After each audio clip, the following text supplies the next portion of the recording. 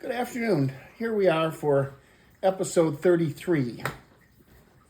Not a lot of joking around in this episode because there's some serious material that I need to cover.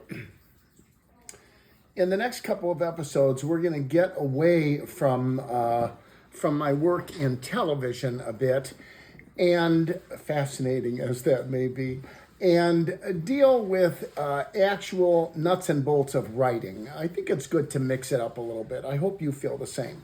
So that's what we're going to be doing in this episode and in the next one or two that follow. So a lot of people think, and correctly, gosh, it must be so great to be a writer and / producer or director. It must be so much fun, and wow, people think you're really fascinating and interesting and all this other stuff. And I suppose that's true, but it's not all rainbows and roses and violin music. A lot of it is really heartbreaking. It's a tough business. Kim always says, I'm in the most competitive, difficult business in the world. And she may be close to correct. So competitive. I mean, everybody wants to be a writer. Everybody wants to be a producer, a director. So few do become those. But along the way, if you get successes, what you also get is a lot of heartbreak. And I've had more than my share of it over the years, I can tell you that. Years ago, maybe 20 years ago, it really used to knock me on my butt. It would impact me. I'd go into a funk sometime for weeks at a time. I'd say, what am I doing in this business? And after a while, if you're good at something and you keep at it, you begin to develop armor, okay? And it shields you from a lot of this. Doesn't make it any easier, but it shields you. And what you learn to do, and what you should learn to do, if you want to be a writer or a producer or director, is to have the ability to compartmentalize your disappointments. It's really important to do that.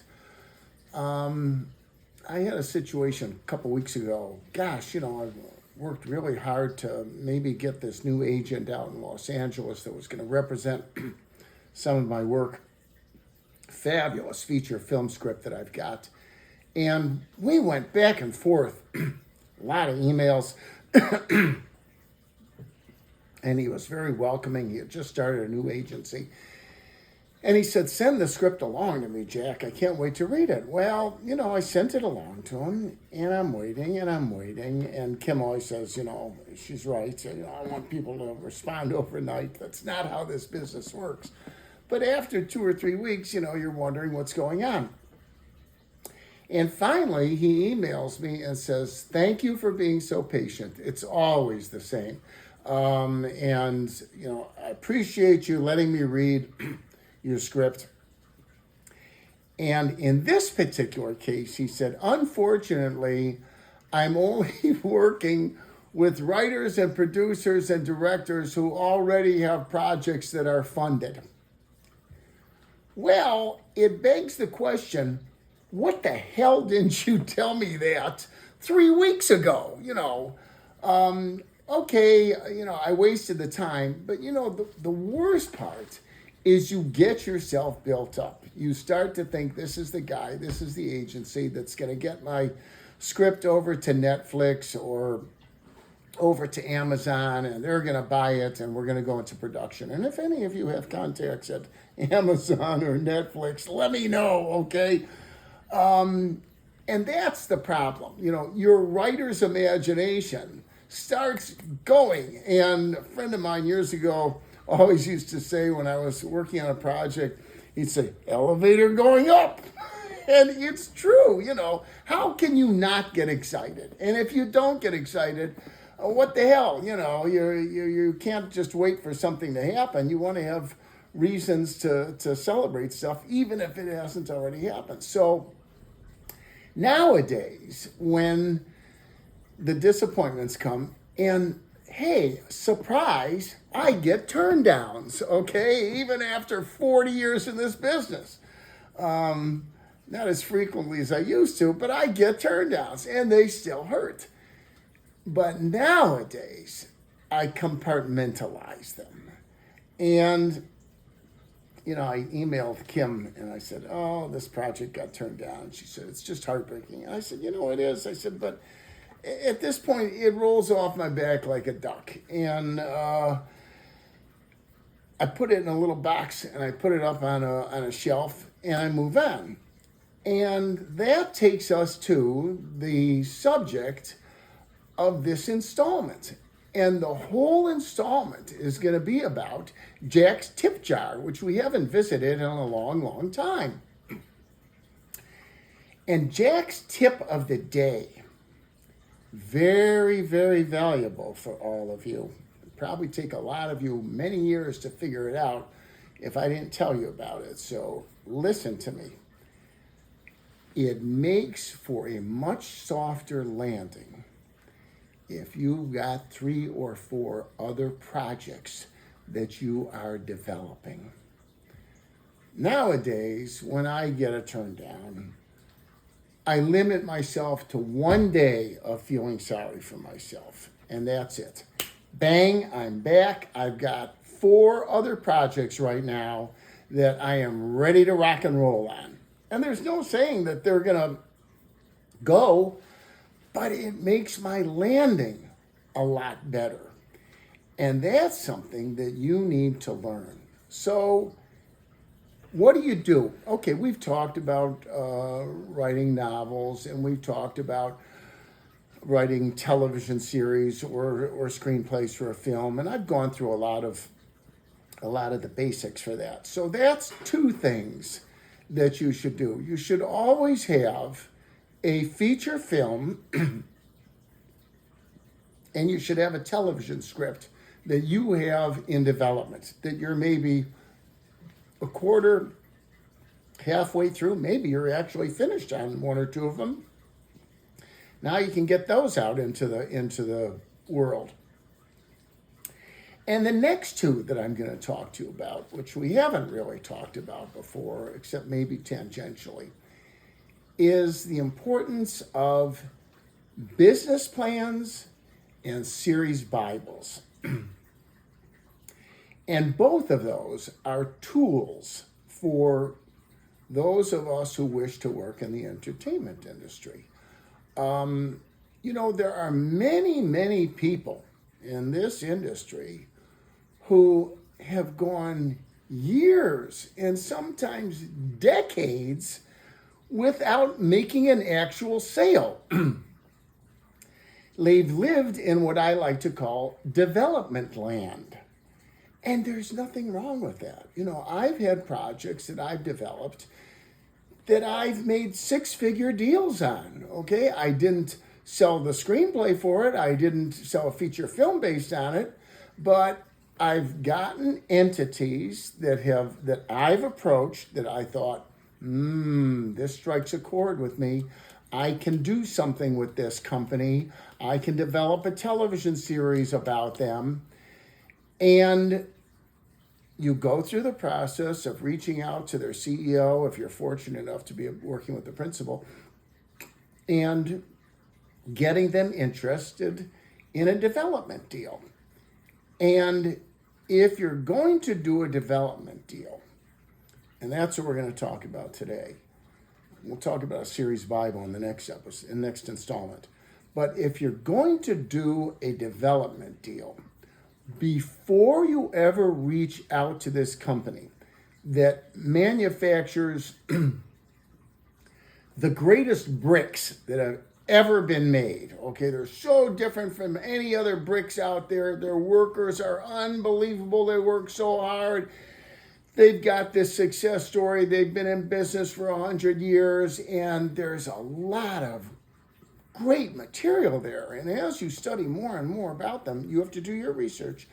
As you study more and more about them, you begin to get, it's like that cone, that cardboard cone that you stick into the cotton candy, and you start wrapping it and wrapping it and wrapping it. Before you know it, you got this great sweet confection. And you got to have that before you approach the company that you're going to approach. So the business plan is essential for you to score a development deal. And in it, you've got to talk about, and we'll go into this more in another episode, you have to talk about the concept, okay? Importantly, what you're looking for, okay? I'm looking for $125,000 from the Joe Schmo Brick Company so that I can write a series Bible, I can write a pilot episode script, I can shoot a pilot episode, and I can create a line item budget. Well, why do you have to do that? Because that is a presentation package. And the presentation package is what you need to take to a broadcaster to sell them on the idea that you've got an unbelievable television series about a brick manufacturing company. And if you do your homework, you just might get interest from those broadcasters. There's a lot of broadcasters out there in so many different areas. My gosh, history, America, do it yourself. There's so many broadcast platforms out there.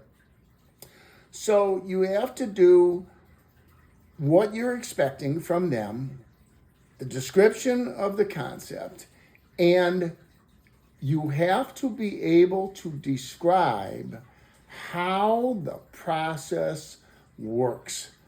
How are you going to write the series Bible? How are you going to write the pilot episode script?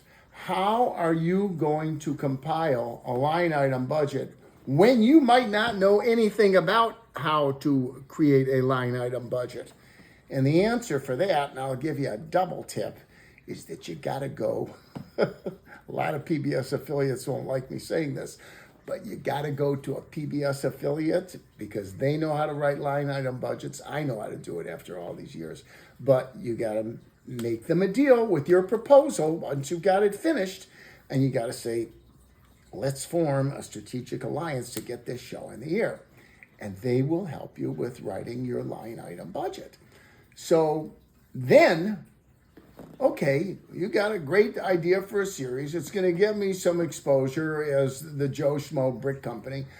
But what else is in it for me? Well, you got to lay it out what's in it for them. They're going to get $2,500 an episode for a grant of license from you. They're going to get $2,500 an episode from you for having a consultant on. They're going to have $2,500 an episode for you to have a location fee to come into their brick manufacturing company and film there. That's a nice little chunk of change. That's $7,500 an episode. But more importantly, you're going to grant them a portion of your profits as the producer, your net profits. You're going to grant them a profit participation position. And then you need to explain what that means. That means that if you get the pickup from the broadcaster, you're going to be able to sell international television broadcast rights. You're going to get, roughly, rule of thumb is as much as it costs to produce an individual episode, you'll get that for selling individual episodes of the show. And cumulatively, you will get the amount of money that it takes you to produce the entire season of episodes from international broadcasters that you're going to license the rights just to broadcast episodes that you've already shot. They've got no production costs in Italy and France and Spain and Japan. So that's appealing to them. The other revenue stream that they're going to participate in, your Joe Schmo Brick Company is going to participate in, is the sale of the rerun rights, okay? Seinfeld, okay, of course, that's Blue Sky, okay, but I'm just giving you an example.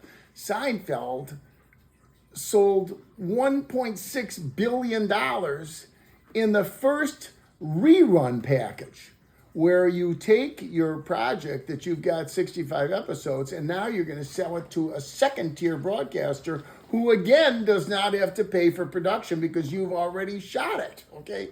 Even a mildly successful show like Malcolm in the Middle sold rights for rebroadcast to their show for $1 million an episode. So it's substantial. And okay, it sounds like pie in the sky, but if you do all of this, if you have the passion that you have, and at an early stage in your career, you need to align yourself with associates. PBS Broadcasting, boy, those local affiliates are a great place to go, okay, because they're hungry for content. If you align yourself with them, then now you are able to utilize their knowledge and their credentials that embosses your own reputation with the Joe Schmo Brick Company. And maybe, just maybe, Joe Schmo gives you the $125,000 that's going to fund you for offsetting some of your costs of developing the presentation package with the series Bible, the pilot episode script, shooting the pilot using that PBS facility, and getting the line item budget, and then taking it and marketing that project to broadcasters. So that is why a business proposal is a key element in getting you a development deal. Don't scoff at the idea of development deals, okay? You don't have to sell shows. You don't have to write episodes of the latest show that's on television to get a steady income. You make some development deals, that puts you in the business. So Jack's tip jar today is telling you that you're going to get your heart broken, okay? Develop that armor. Put it in a box. Put it up on a shelf. Have 4 other projects going: a television script, a motion picture script, a series Bible, and a business proposal at different levels of development so that you've got something to transition to, okay? Do that, and I'll tell you what else to do. Click on subscribe and click on like, okay? I'll see you guys real soon, and we'll talk about series Bibles next. Take care.